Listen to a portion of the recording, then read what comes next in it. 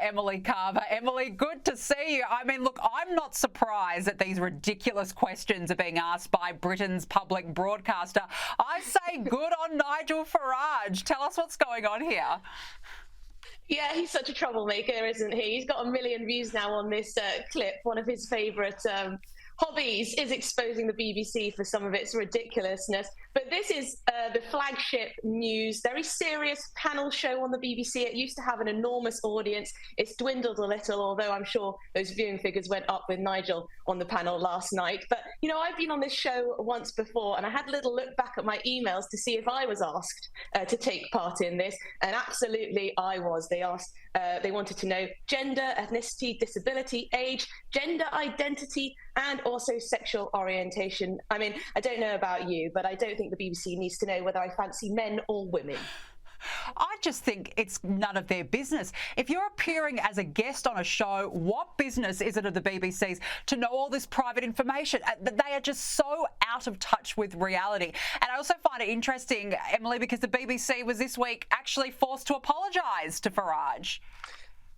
Oh, this is crazy. And yes, let's just remember the BBC is a taxpayer-funded organisation. It costs each and every person in this country a licence fee, regardless of how much they actually use it. It's got a very strict code of conduct, editorial standards. Impartiality is one of the most important things for the BBC. Without it, it would cease to exist. So Nigel Farage, he was out helping to promote the Reform Party, which is a new party here in the UK. This is all ahead of the general election. He made a big speech in the South about immigration.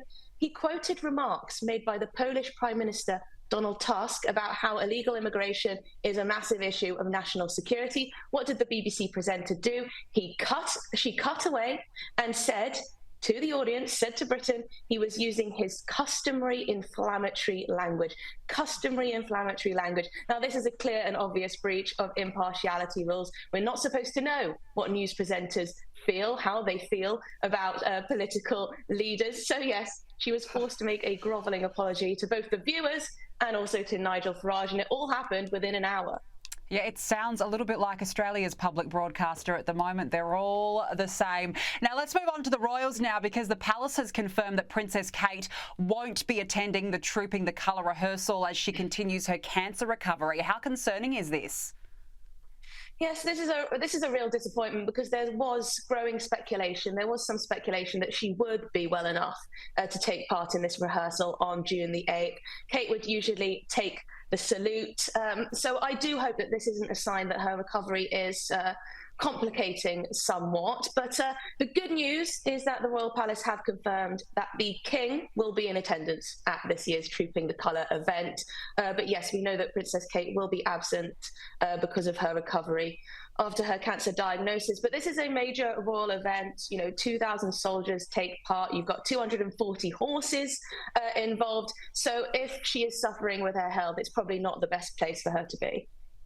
No, clearly not. Now, speaking of, there are reports King Charles is desperate to reunite Prince Harry, but he's now reached the end of his tether. I mean, I'm not surprised, as Harry has refused to compromise. What's happened here?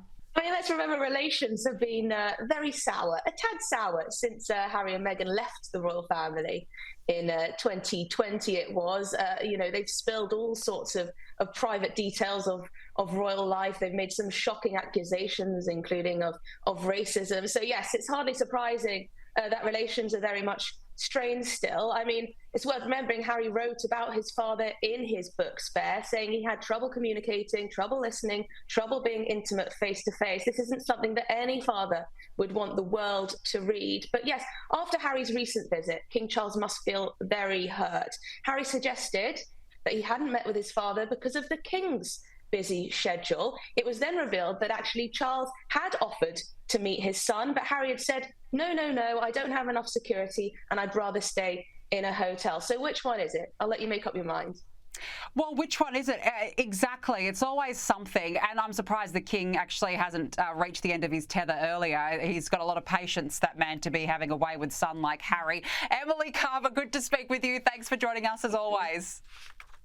Thanks a lot.